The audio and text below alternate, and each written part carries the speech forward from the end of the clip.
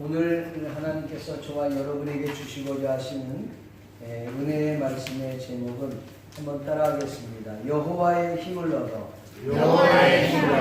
용기를 낸 다윗. 아멘. 라는 제목으로 말씀 전하기를 소원합니다. 이 말씀을 읽고 듣고 보는 가운데 성령 하나님의 폭포수와 같은 은총이 저와 여러분들 심령 가운데 넘쳐날 수 있기를 존귀하신 예수님의 이름으로 간절히 축복합니다. 세네카는 말하기를 운명은 용기 있는 자 앞에서는 한없이 약하고 비겁한 자 앞에서는 무자비할 정도로 강하다라고 이야기했습니다. 이 크리스천들에게 운명이란 없습니다.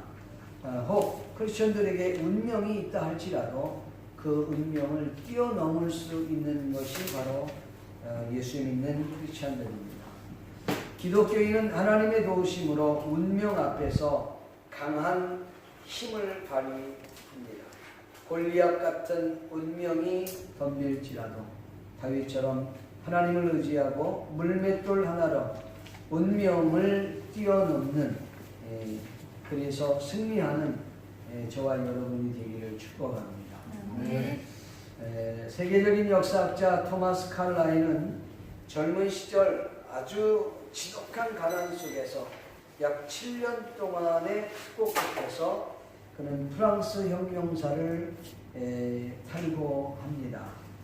그러나 처음 그 원고를 만들고 그걸 검토를 부탁했던 친구 존 스튜어트라고 하는 사람에게 부탁을 해요. 근데 이 사람의 하녀가 그것이 종이가 있고 그러니까 불쏘시개로 아주 좋다 생각을 하고 그걸 불쏘시개로 연락해 놓고 다 펴는 겁니다. 그걸 뒤늦게 안 이 칼라이는 극도로 분노를 했고 또 흥분한 상태가 되었던 것이죠. 그 방대한 원고를 한 번에 다 날렸으니까 다시 그걸 쓰겠다고 생각하니까 정말 소름이 끼칠 만큼 싫었던 거죠. 자포자기하고 마음에 큰 낙심을 하고 있는 그 찰나에 하루는 길을 걸어가다가 어떤 사람이 석공을 만났는데 그분이 이제 높은 벽을 이렇게 쌓는 것을 보았습니다. 한 번에 한 장씩 돌을 쌓아갈 때 아름다운 건물들이 보여지게 되는 거였어요. 그걸 보고 용기를 얻어서 토마스 칼라이가 그래 나도 하루에 한 장씩 쓰자. 하루에 한 장씩 쓰면 되지 않겠나. 용기를 얻어서 하루에 한 장씩 써가면서 무려 3년 만에 다시 프랑스 혁명사라고 하는 책을 출판하게 됩니다. 근데 놀라운 사실은 전에 썼던 프랑스 혁명사보다 후에 쓴 혁명사가 훨씬 더 멋진 책으로 출간이 됐다는 것입니다. 실패를 통해서 배우지 못한다면 그건 정말 실패한 사람입니다. 그러나 실패를 통해서 배웠다면 그 자체가 성공의 길로 가는 지름길이 될 줄로 믿습니다. 사랑하는 성도 여러분, 오늘 한 발자국 여러분이 발걸음을 떼기 시작합니다. 그때부터 여러분은 성공과 더 가까워지게 되는 줄로 믿습니다.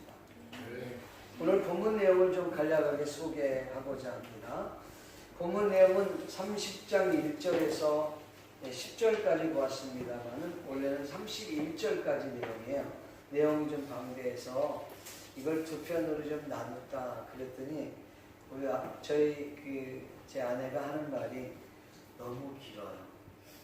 지금 사무엘상을 지금 몇 차례 하는 겁니까? 오늘 제가 44번째입니다. 다음 주에 끝내려고 방대한 것을 줄여서 제가 오늘 설교를 하려고 합니다. 내용을 좀 잠깐 소개하면 지난주에 이어서 다윗이 이제 전쟁터에 갑니다. 이스라엘과 이제 다윗의 군대와 블레셋이 연합이 되어서 이스라엘을 치기 위해서 전쟁터에 나갔는데 하나님께서 그 위기를 모면하게 해놨다 그랬죠. 만약에 자기 민족과 싸워서 이겨서 왕이 될 수 있겠습니까? 그런 위기 가운데 있을 때 하나님께서 블레셋 군대의 방백들의 마음을 움직여서 결국은 우리와 함께 전쟁에 못 나간다. 너는 아침 일찍 시글락성으로 돌아가라. 그래서 가드 왕의 설득하에 아침에 일찍 새벽에 이스라엘 그 다윗의 군대가 600명이 일어나서 시글락성으로 돌아가게 됩니다. 3일에 걸쳐서 이 시글락성으로 도착했는데 다윗과 다윗의 부하의 눈을 의심케 하는 일들이 벌어졌어요. 성에 딱 와서 보니까 성은 불타고 그 다음에 짐승의 소리도 나지 않을 만큼 엄청나게 텅 빈 성을 보게 된 겁니다. 군사들이 너무 놀랬죠. 그 병사들은 각자 자기 집으로 뛰어가기 시작합니다. 가서 보니까 웬걸 가족들 전체가 눈 깜짝할 사이에 사라져버립니다.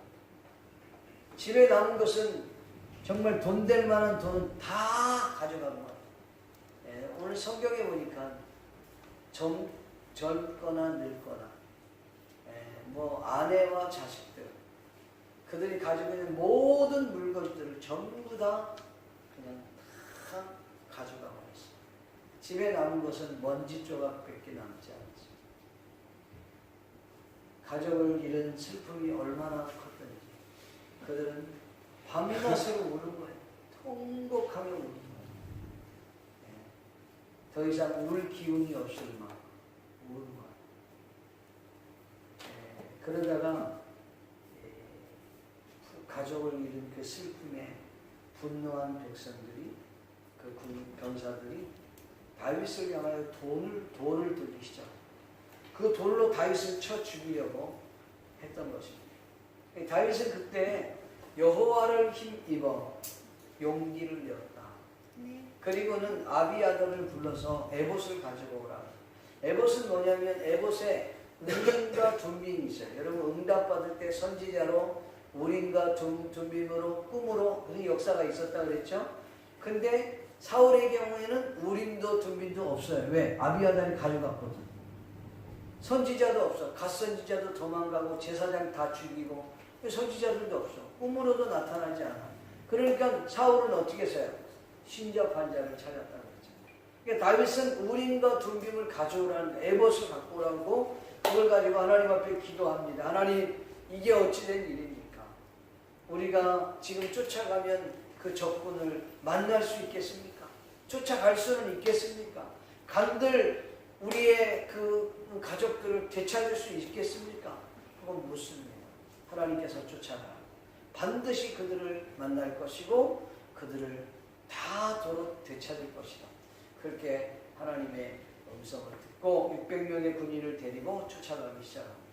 쫓아가는 와중에 애굽 소년을 만나고 그 애굽 소년의 가이드를 받고 그 아말렉 군대가 있는 곳까지 가서 그들을 다 쳐부수고 그 다음에 아내와 자식들과 가족들 모두를 다 챙겨갖고 빼앗겼던 모든 물건들을 다 되찾고 그리고 그들이 또 노량물 해놨던 것들까지도 다 가지고 돌아오면서 이제 노량물 일부를 이스라엘에 있는 지파에 있는 유대 장로들에게 선물로 보냈다라는 내용이 오늘 본문 30장 1절에서 31절까지의 내용입니다. 간단하게 축소해서 설명을 했습니다. 내용을 대충 아시겠죠? 그런 내용을 여러분 머릿속에 두고 오늘 본문 말씀을 전하려고 합니다. 첫 번째로 우리가 생각할 수 있는 것은 뭐냐면 가족들을 잃은 슬픔에 다윗을 돌로 치료했던 병사들, 군인들 그리고 다윗은 여호와를 힘입고 용기를 내었다. 이렇게 성경은 말씀하고 있습니다. 이스라엘과의 전쟁에서 위기를 모면했던 다윗과 그 군사들은 3일을 걸쳐갖고 시글락성으로 돌아왔는데 그들의 눈을 의심할 정도로 성에는 불이 탔고 짐승의 소리 하나 없는 텅 빈 성을 바라보게 된 것입니다. 보더니 가족들도 사라져버렸어. 자녀들도 사라졌어. 아내들도 사라졌어. 정말 자신들이 모아놨던 그 재물들이 다 사라져버렸어. 너무 기가 막힌 이들은 정신을 잃어버렸어.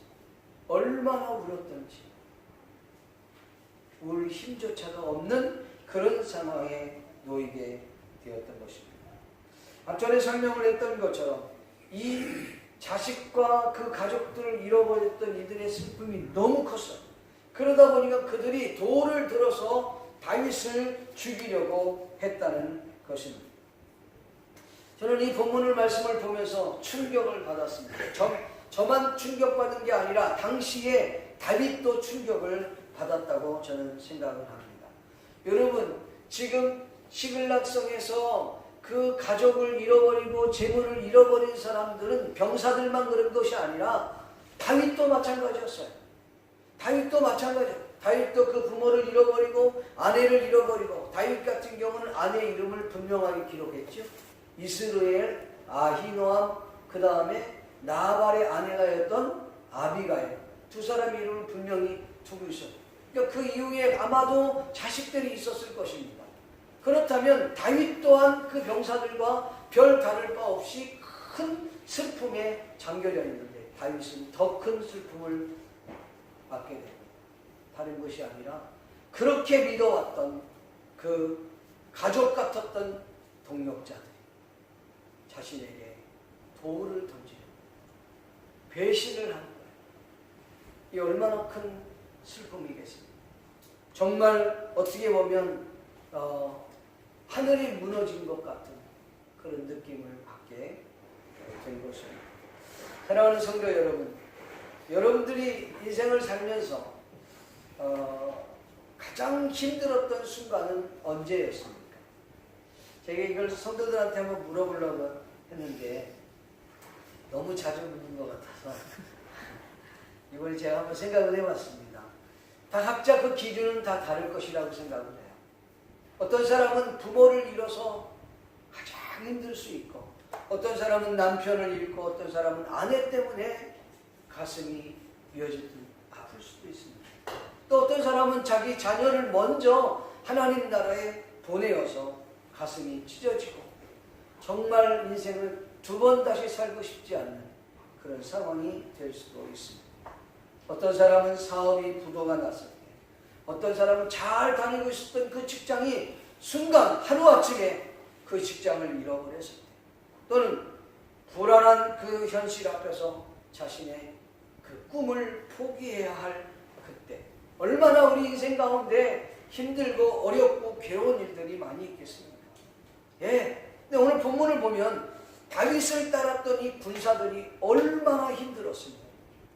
오늘 성경에 보니까 그 슬픔이 얼마나 컸으면 그렇게 믿어왔고 그렇게 따랐던 다윗에게 돌을 던져 다윗을 죽이려고 했겠냐는 것이죠. 엄청 힘들었다는 걸 우리는 알 수 있어요. 이와 같은 상황 속에 다윗의 심정은 어땠을까? 앞전에 설명을 했던 것처럼 여러분, 그 군사들은 그냥 군사가 아니에요. 다윗이 도망 나올 때, 사울을 통해서 도망 나올 때에 함께 따라왔던, 그리고 그 나중에 그 다윗과 함께 붙어서 우리와 같이 살자고 그들이 찾아왔어요.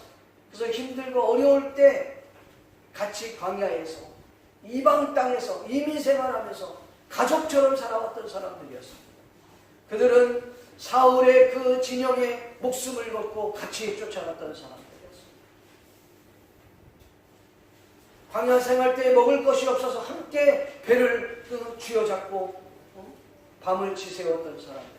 먹을 것이 있으면 콩도 하나씩 그걸 쪼개서 나눠 먹듯이 그렇게 배를 줄여가면서 함께 음식을 먹고 광야에서 쪽잠을 같이 자면서 살았던 사람이 바로 이 600명의 군사들이었어요. 배신을 당하면 같이 도망다니고 그랬던 사람들인데 그들이 돌을 들고 다윗을 배신할 때 다윗은 하늘이 무너지는 것 같아요.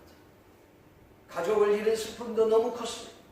부모를 잃고 아내를 잃고 자식을 잃는 그 슬픔도 컸지만 이 다윗에게는 또 하나의 슬픔은 그렇게 믿어왔던 동력자들, 그렇게 따랐던 그 병사들이 자신에게 돌을 던지고 하늘이 무너지고 다윗은 비참하기 이를 데 없는 상황으로 전락했다는 것입니다. 성경은 이렇게 말씀하고 있습니다. 오늘 본문 6절에 보니까 다윗이 크게 다급하여,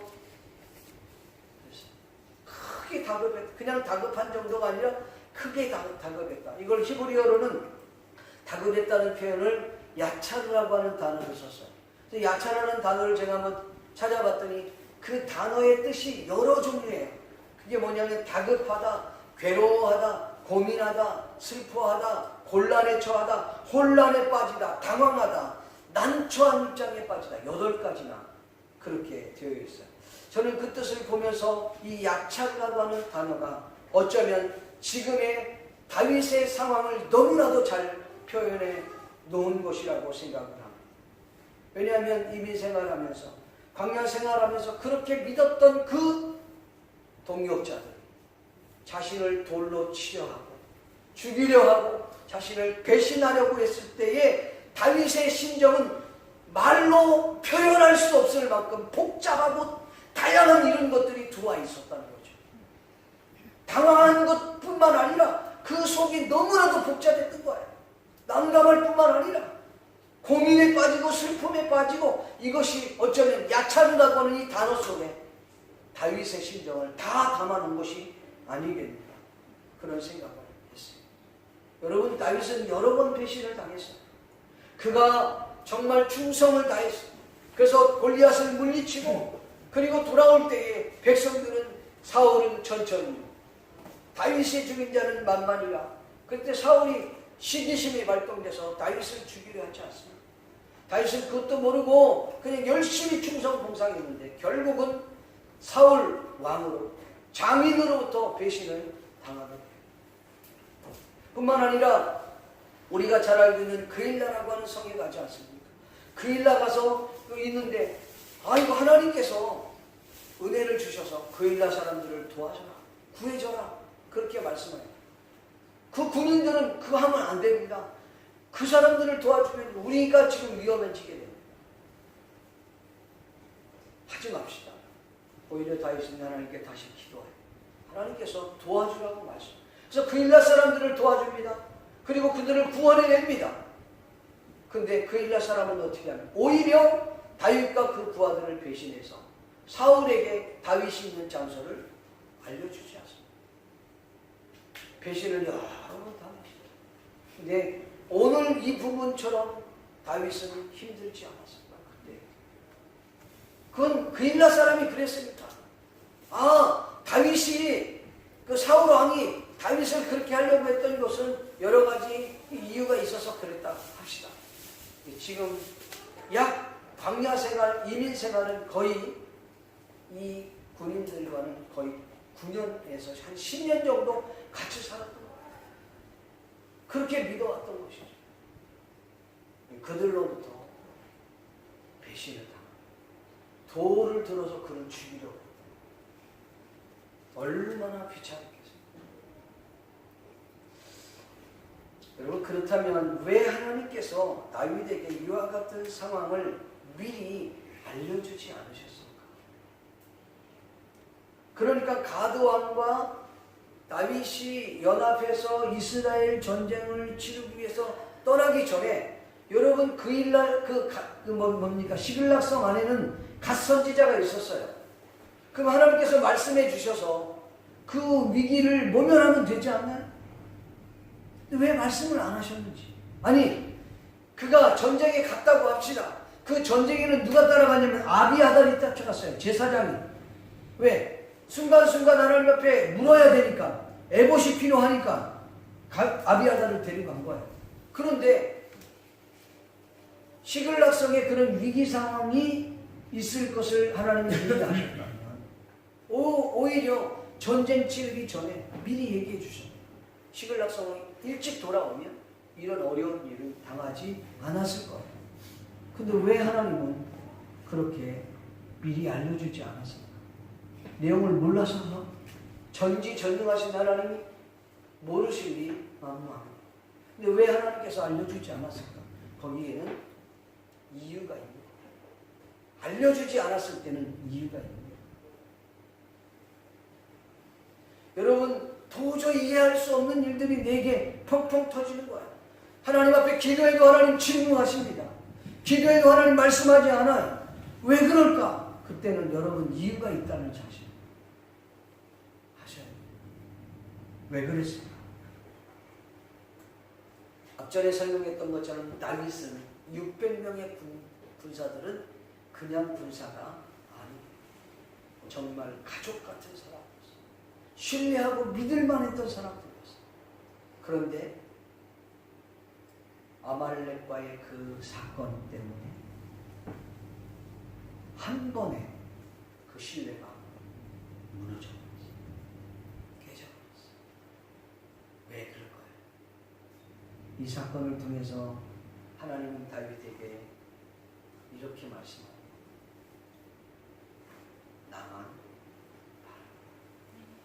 나만 의지해. 다윗은 군사를 신뢰하고 의지했어요. 함께 살아왔던 사람들이었어요. 그러니까 그를 의지할 수밖에 없었어요. 그럴 때 하나님께서 이 사건을 통해서 아니야, 동역자가 아니야. 너는 오로지 나만 봐야 돼. 나만 바라봐. 여러분, 남편도 미안합니다만 바라보는 대상이 아니에요. 아내도 절대로 여러분의 의지의 대상이 아니에요. 자식은 부모가 의지의 대상인 것처럼 생각하는데 그것도 아니에요. 부모도 자식이 의지의 대상이라 생각하는데 그것도 아니에요. 오늘 저와 여러분에게 말씀하십니다. 너의 의지의 대상 여호와 하나님이라. 네. 다윗은 여호와를 힘입어 다시 용기를 내었다고 했어요. 믿습니까? 네. 대부분 사람들은요, 어려운 일이 오게 되면 어떻게 하냐면 기도한다. 여러분, 어려운 일이 생기면 기도할까요? 아니요. 대부분의 사람은 기도하지 않습니다. 어떻게 하냐? 그 어려움을 극복하려고 수단과 방법을 동원해서 그러다가 하다가 안 되니까 내 힘으로 안 된다. 그리고 주님께 손을 들어.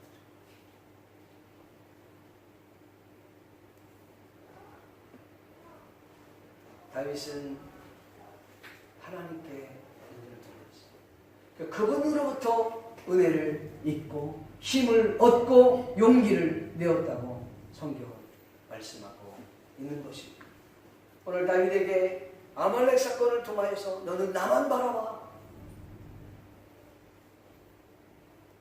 목사는 성도를 바라보는 게 아니라, 성도는 성도와 목회자를 바라보는 게 아니라 오직 나를 구원해 주신 예수 그리스도만을 바라보는, 하나님만 바라보는 거예요. 그게 우리가 여러분 가져야 될 태도예요. 다윗은 여호와 하나님만 의지했어요. 그리고 그분으로부터 힘을 얻고 그분으로부터 은혜를 얻고 그분 때문에 용기를 낸 줄로 믿습니다.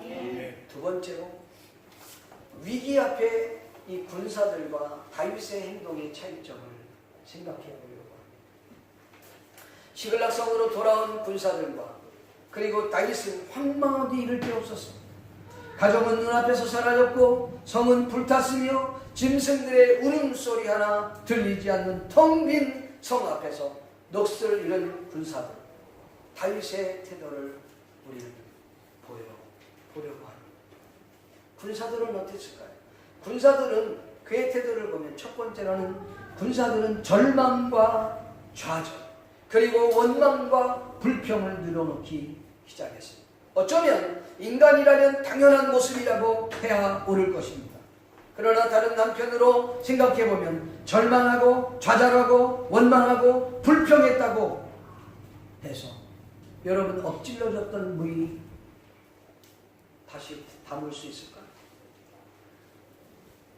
여러분 절망하고 좌절하고 원망하고 불평한다고 없어진 가족들이 그럴 때 하나님 앞에 기도하면서 뭔가 방법을 모색하는 노력을 해야지 오히려 원망과 불평과 좌절과 낭망에 쌓여있는 이 군사들을 보게 됩니다. 두 번째, 그들은 위기 앞에 놓인 이 군사들은 전형적인 이스라엘의 모습을 봅니다. 전형적인 이스라엘 백성들의 모습이에요. 그들은 뭐냐면 원망과 불평을 늘어놓을 뿐만 아니라 모든 책임을 타인에게 돌렸습니다. 지도자인 다윗에게 돌렸다고 하는 사실입니다. 이스라엘 백성들이 대부분 그랬어요. 애굽에서 나왔습니다. 자신들이 나오고 싶어서 나온 게 아니에요. 왜? 그들이 가나안을 향하여서 소망을 갖고 있지 않는 거예요. 아, 여기가 좋사오니, 아, 여기가 좋아요. 그러니까 움직이지 않으니까 하나님이 핍박을 통해서 이제 너무너무 힘들어지는 거니까. 힘들어지면 뭘 생각해요? 고향을 생각하는 거예요. 저도 어렸을 때 집을 나간 적이 있었어요. 많이 돌아다녔죠. 그런데 옛 어른들이 뭐라 그러냐면 집 나가면 고생이라. 겨울은 더하고 이렇게 정말 불볕더위 같으면 더하죠. 여름 같으면 그래도 좀 괜찮아요. 왜냐하면 저기 은행이나 이런 데 가서 죽치고 앉아갖고 뭐 보고 있으면 시원한 바람 쐬고 좋죠. 근데 겨울은 오갈 데가 없는 거야.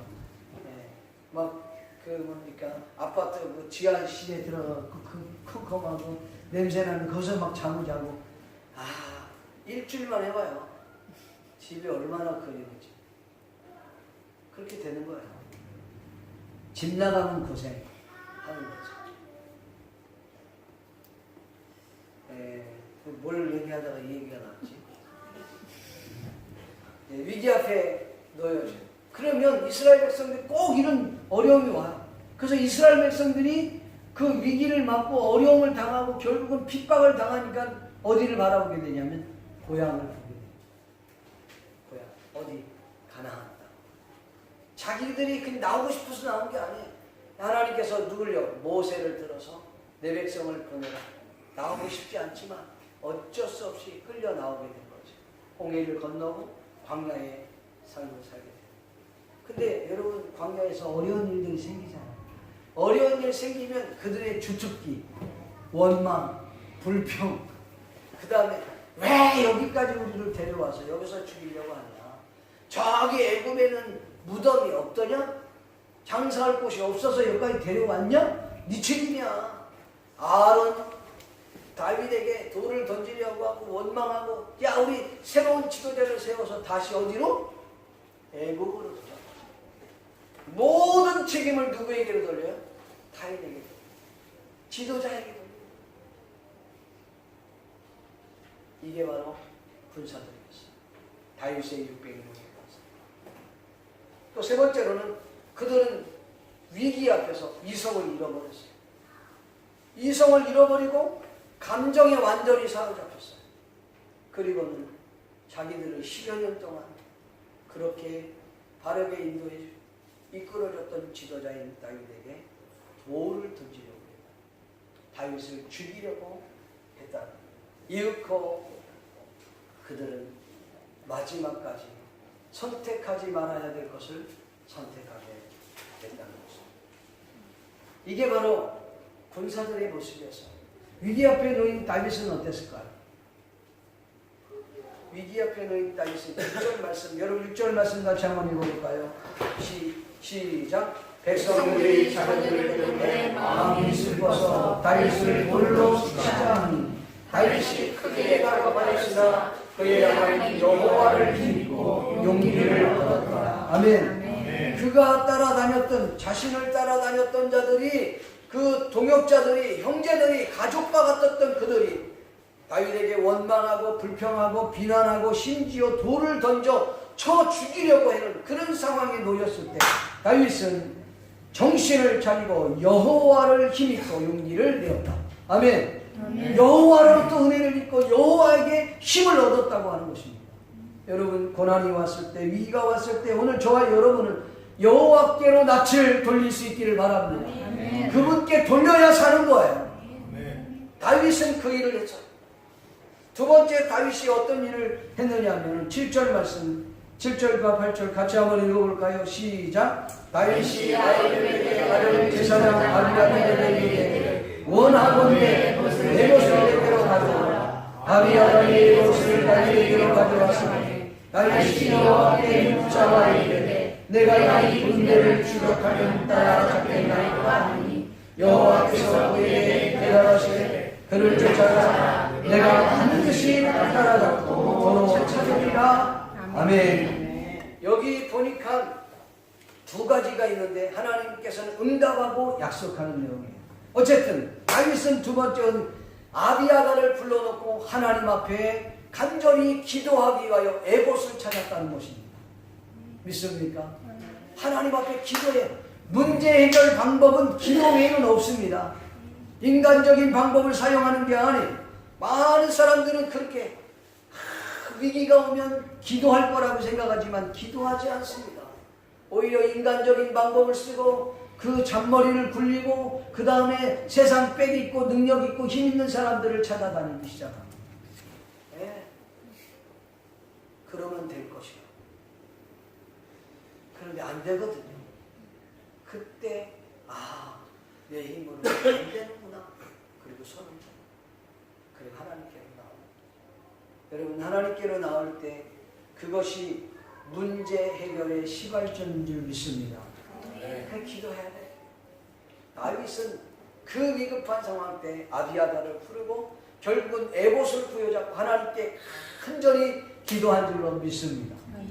그 다음 세 번째 다윗이 한 행동입니다. 여러분 9절 10절의 이야기인데 한번 읽어볼까요? 시작. 이에 다윗과 또 그와 함께한 600명이 가서 부솔 시내에 이르러 뒤떨어진 자를 거기 머물게 했으나 곧 피곤하여 부솔 시내를 건너지지 못하는 200명을 머물게 했고 다윗은 400명을 머물고 쫓아간다. 아멘. 여기서 다윗은 아주 지혜롭고 신속한 결단을 내렸다는 것입니다.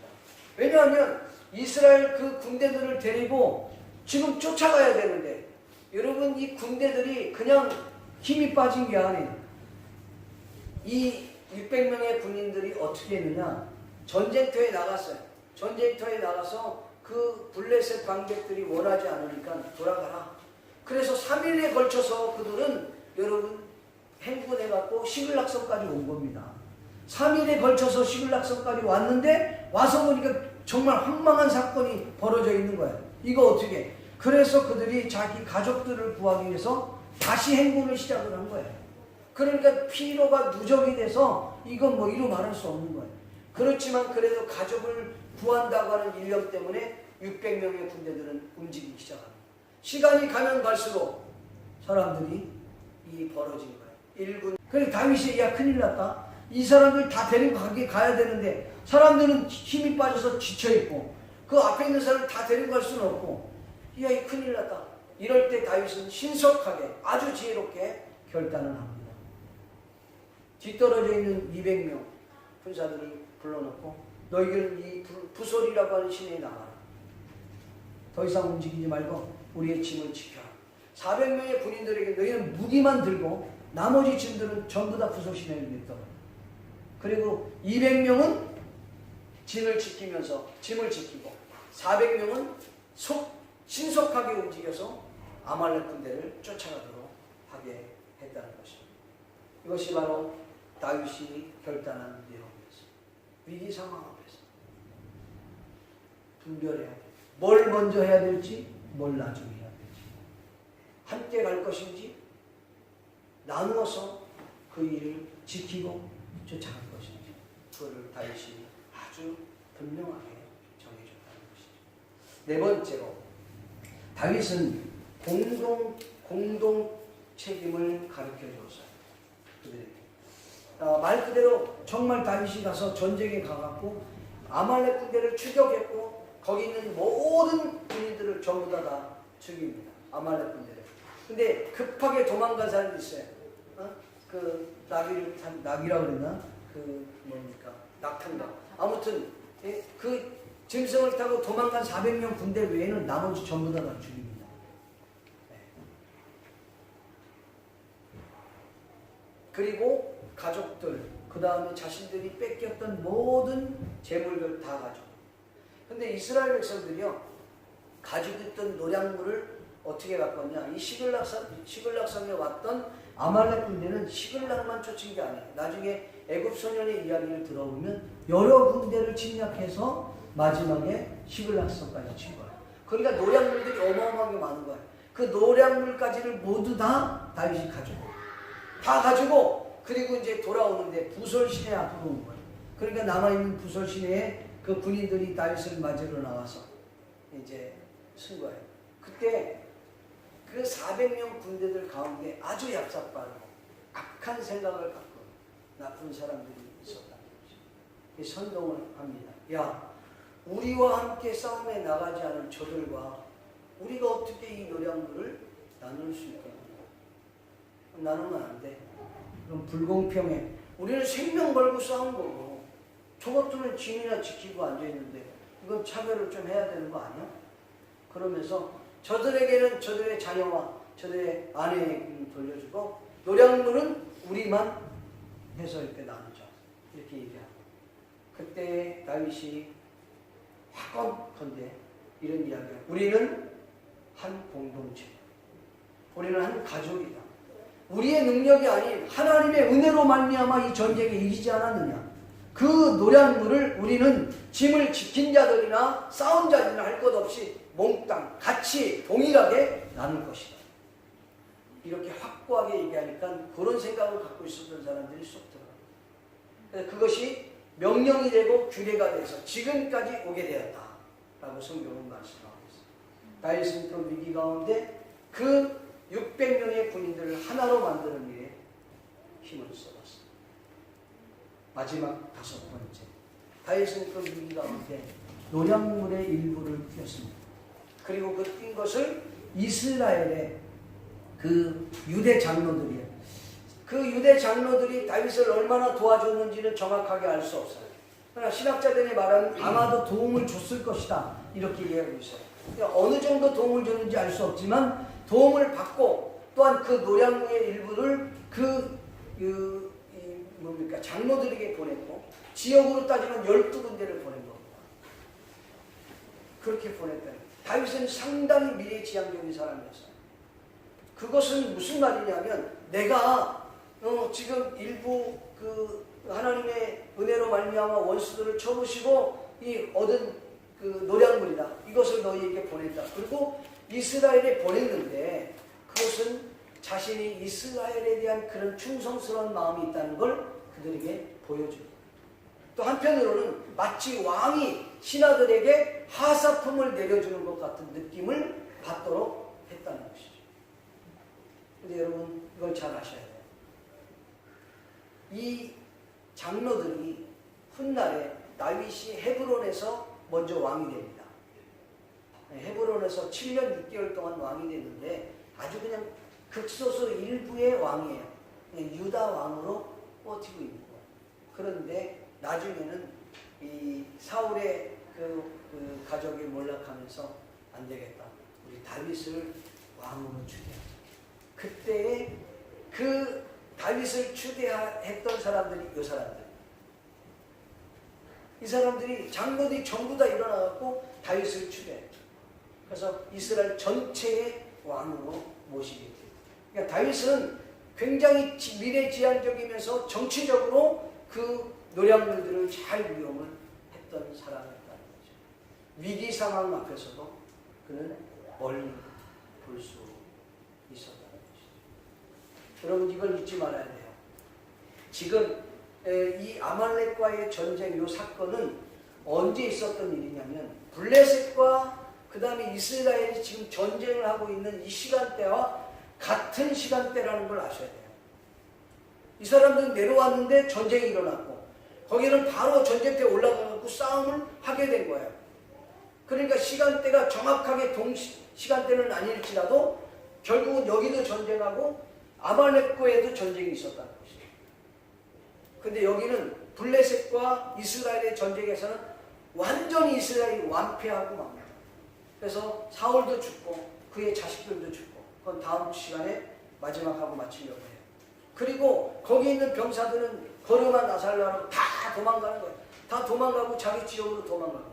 그 전쟁했던 그 장소는 블레셋 사람들이 자기 땅으로 포섭을 해요. 그리고 블레셋 사람들이 그걸 삽니다. 그런 와중에 완전히 도망가고 자기 집으로 도망가 있는 상태인데 지금 누가 왔느냐면 다윗이 보낸 신하들이 물건을 가지고 노량물을 선물을 그 유대 장로 집으로 보내다. 이해가 되십니까? 이거 뭐지? 이런 거. 우리 지금 다 완전 패했는데 이런 상황인데 다윗이 그런 선물들을 보냈다. 나는 지금 이스라엘과의 같은 마음을 갖고 용기를 내라, 힘을 내라 이러면서 그걸 보내왔다. 그들은 그걸 잊지 못하고 훗날에 다윗을 왕으로 추대하는 결정적 역할을 해주는 사람들이 이 유대 장로들이었다는 것입니다. 여러분, 우리가 뭘 심느냐에 따라 달라지는 거예요. 성경에 보니까 육체를 위하여 심는 자는 육체로부터 썩어진 것을 거두고 영생을 위하여서 성령을 위하여서 심는 자는 성령으로부터 영생을 거두리라. 갈라디아서 6장 8절 말씀에 말씀했어요. 우리가 뭘 심느냐에 따라서 뭘 거두고. 이건 성경의 원리입니다. 여러분, 기도로 심으면 기도는 반드시 열매를 맺어줄 거예요. 여러분이 물질을 심으면 반드시 물질에 대한 열매를 맺을 거예요. 여러분이 건강을 심고 봉사하면 그 봉사는 반드시 열매를 맺을 것입니다. 언제 때? 내 때 아니면 내 후대의 자녀들 그 열매가 맺게 되는 줄 믿습니다. 다윗은 물질로 그 유대인들에게 심었습니다. 여러분, 동일한 위기 상황에 놓여 있는데 어떤 사람들은 원망과 불평과 절망과 좌절 속에 쌓여 있고 그리고 문제의 원인 그 탓을 타인에게 지도자에게 돌리고 심지어는 감정 이성을 잃어버리고 돌을 던지려고 했던 사람이 있는가 하면 아니요, 하나님의 은혜로 힘을 얻고 용기를 얻는 사람이 있습니다. 무릎을 꿇고 하나님 앞에 간절히 기도하며 하나님의 도움을 구하는 사람이 있습니다. 하나님의 뜻대로 나아갈 때 하나님이 강력하게 그를 사용해 주신 줄로 믿습니다. 그래서 그는 사람들의 마음을 하나로 모으고 미래지향적으로 더 달려갈 수 있게 되었다는 사실입니다. 이게 오늘 다윗과 그 군사들과의 차이점이에요. 완전히 달라요. 오늘 저와 여러분은 어떤 자리에 있습니까? 내가 어떤 위기 상황이 있습니까? 어떤 상황에 놓여 있습니까? 그때 저와 여러분은 어떤 생각을 가지고 살아가고 있습니까? 원망과 불평과 타인에게 탓을 돌리고 여러분의 주변에 있는 사람들에게 탓을 돌릴 것입니까? 아니면 다윗과 같이 하나님의 은혜를 구하고 하나님 앞에 무릎을 꿇고 하나님의 도움을 구하면서 결국 우리가 하나가 되고 더 나아가서 미래지향적으로 나아갈 수 있는 그런 마인드를 가질 것입니다. 여러분의 생각을 해보시죠. 우리가 결단해야 할 부분입니다. 마지막으로 하나님께서는 어떤 분일까? 하나님은 어떤 분일까? 시간 관계상 제가 간략하게 정리를 좀 하겠습니다. 본문에서 나오는 하나님은 어떤 분이실까? 먼저는 다윗이 하나님 앞에 물었어요. 기도했어요. 그랬더니 하나님은 기도 응답을 해주셨습니다. 믿습니까? 하나님은 기도 응답을 해주셨어요. 7절 8절을 보니까 하나님이 기도 응답을 해주시고 약속도 주신 하나님 믿습니까? 네. 이게 하나님 놀라운 역사. 약속도 주셨는데 그 약속이 뭐냐? 반드시 따라잡을 것이고 반드시 도로 찾을 것이다. 이게 약속입니다.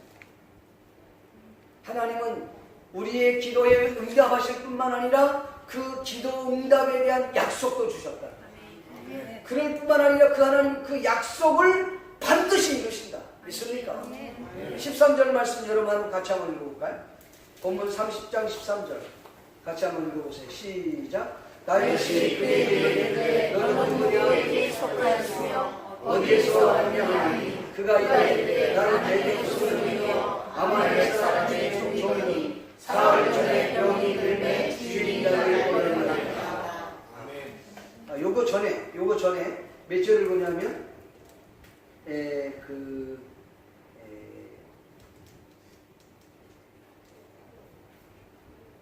19절 말씀 한번 보겠습니다. 18절, 19절 시작. 다윗이 아말렉 사람이 피하지 않았던 모든 것을 쫓아오고 그의 두려움을 몰아내고 그들이 약탈하였던 것 곧 무리의 자녀들이나 빼앗겼던 것은 크고 작은 것을 벌어가고 아무것도 잃은 것이 없이 모두 다윗이 도로 찾아왔고. 아멘. 그러니까 모두 다 찾았다는 거예요. 여러분 전쟁에서 이럴 수 있습니까? 잃어버렸던 것을 모두 찾고 아무도 죽지 아니하고, 이건 있을 수 없는 일이에요. 그런데 하나님은 당신이 응답하시고 약속한 후에 이걸 약속을 이루어줬다. 믿습니까? 그러면 그 하나님 그 약속을 이루기 위해서 그럼 뭘 하셨냐? 준비하셨다는 거예요. 그게 오늘 13절 말씀. 전쟁터에서 그 아말렉을 쫓아가기 위해서 하나님 앞에 에봇을 붙들고 기도했더니 하나님이 응답을 해줬어요. 그리고 반드시 쫓아갈 것이고, 그리고 반드시 그들을 도로 찾을 것이다. 하나님이 약속을 해주셨어요. 그럼 그렇게 끝난 거냐? 아니요. 하나님이 미리 가셔서 일하셨다는 사실입니다. 미리 준비하셨다는 것입니다. 그들이 기도하고 이제 쫓아가는데 광야에서 누구를 만나냐면 소년을 만납니다. 애굽 소년을 만나요. 근데 애굽 소년이 병들어서 골골하고 있을 때에 그 군사들, 다윗의 군사들이 그들이 먹을 물과 먹을 것들을 제공해 줘요.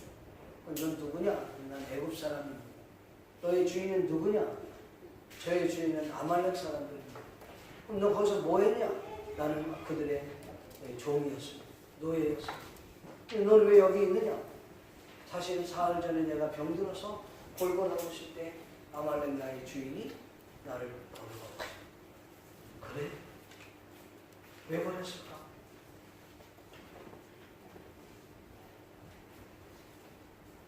다윗을 만나다.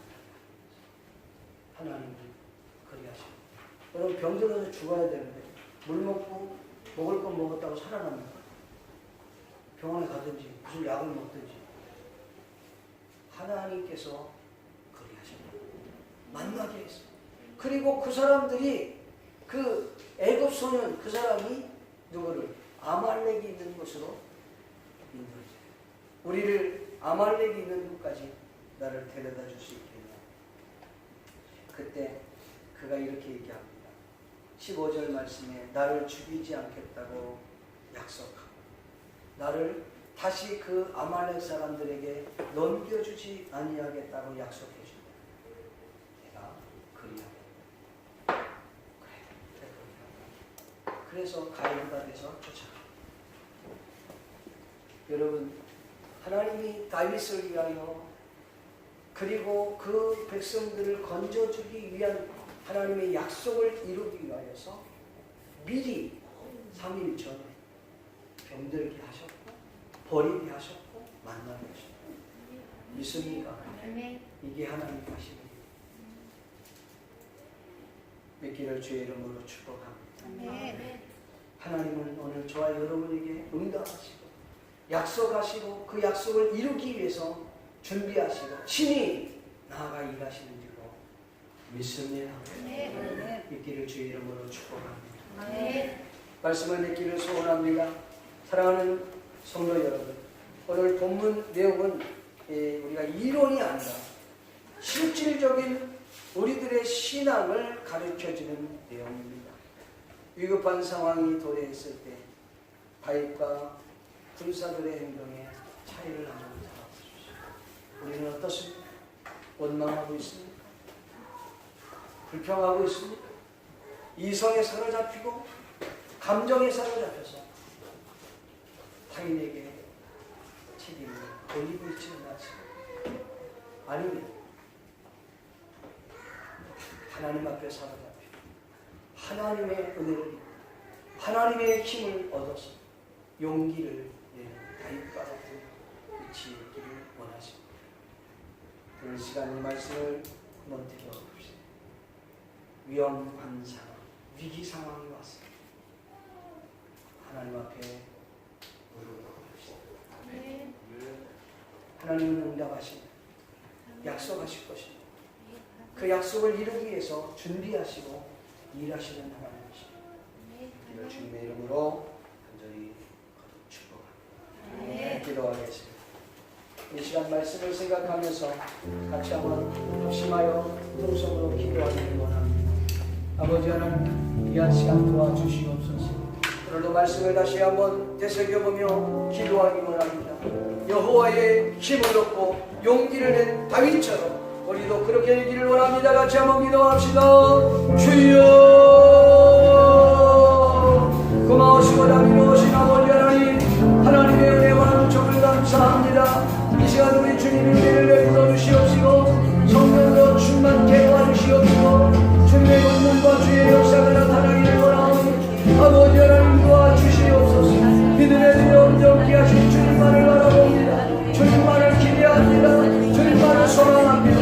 오 하나님 아버지께서 역사해 주시옵소서. 주님을 나로 기하게